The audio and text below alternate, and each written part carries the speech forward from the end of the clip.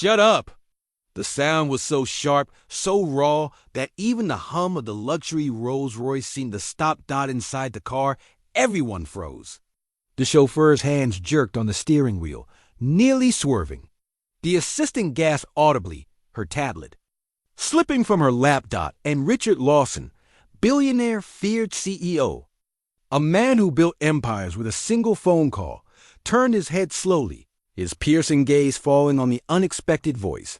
A little black girl, no older than 7, sitting in the back seat with her teddy bear clutched tightly against her. Jess had just shouted at him. Her voice carried a strange mix of fear, anger, and courage.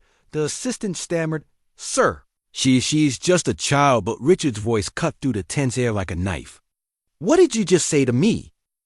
The battle of silence and innocence. The little girl's chest rose and fell with uneven breaths. She looked at Richard with wide, tear-glossed eyes and repeated softer this time, almost trembling. "I said, shut up." The air in the car turned heavy.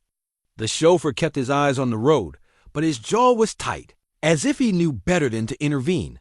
Richard leaned forward, his tone colder now. "Do you have any idea who you're talking to?" But instead of shrinking back like most adults, the girl hugged her teddy tighter, her lip quivering. "My mommy said, men like you don't listen. You don't care. So, you need to shut up." A stunned silence fell. Even Richard, the man who had silenced shareholders, senators, and rivals with a glance, couldn't summon a reply. "Pull over," Richard ordered. His voice shook in a way it hadn't in years. The Rolls-Royce eased onto the side of the road. The assistant looked panicked. "Sir, maybe we should quiet," Richard snapped. "I want to hear what she has to say." The girl wiped her nose with the back of her hand. She looked so small, so fragile in her torn dress, her teddy bears, formatted and worn.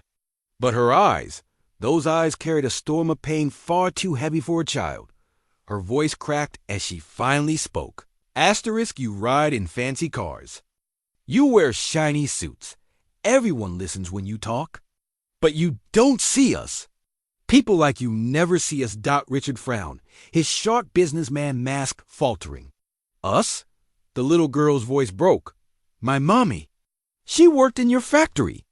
She worked and worked until she couldn't anymore. She begged for rest. She begged for help.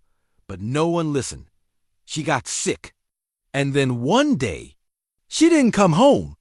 Her tears fell freely now, splashing onto her teddy's head. And now, she's gone. "And you still don't care." Richard felt his chest tighten. He leaned forward, almost whispering. "What was your mother's name?" The girl blinked, her voice trembling but steady. "Angela. Angela Johnson." The name struck him like a lightning bolt. His stomach churned. He remembered her. Angela, a woman in her late 20s, bright, ambitious, hopeful.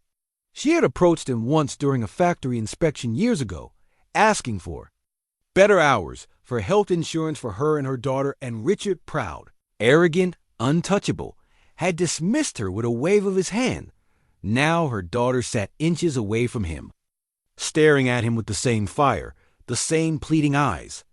For the first time in decades, Richard Lawson felt powerless.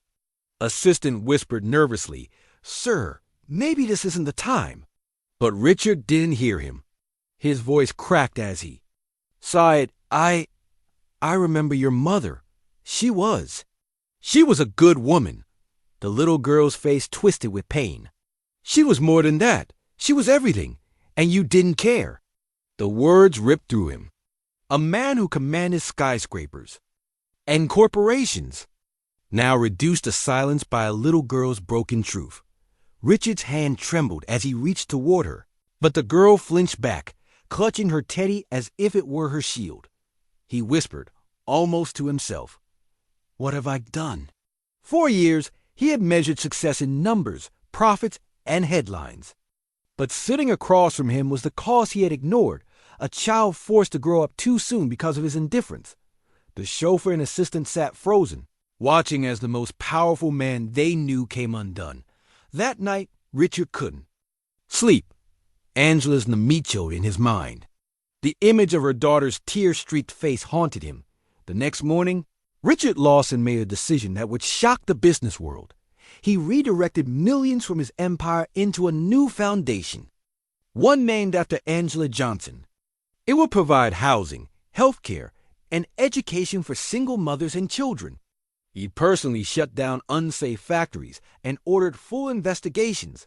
When the media asked him why, he didn't talk about profit or publicity. He simply said, "Because a little girl told me to shut up, and I finally listened." Months later, cameras flashed as Richard stood at the opening of the Angela Johnson Foundation. Reporters leaned forward, waiting for his statement, but Richard stepped aside. And in his place, that same little girl, dressed in new clothes, stood with her teddy bear. Her voice trembled, but her words were strong. "My mommy isn't here anymore. But now, other mommies won't have to go through what she did. And I know she's proud." The crowd erupted in applause. Richard looked at her, not as a stranger, not as a burden, but as a voice that saved his soul. For once, the billionaire's eyes glistened with tears. "Shut up." The words that once silenced him had now awakened him, and for the rest of his life, Richard Lawson carried those words as a reminder that sometimes the smallest voices carry the greatest truth.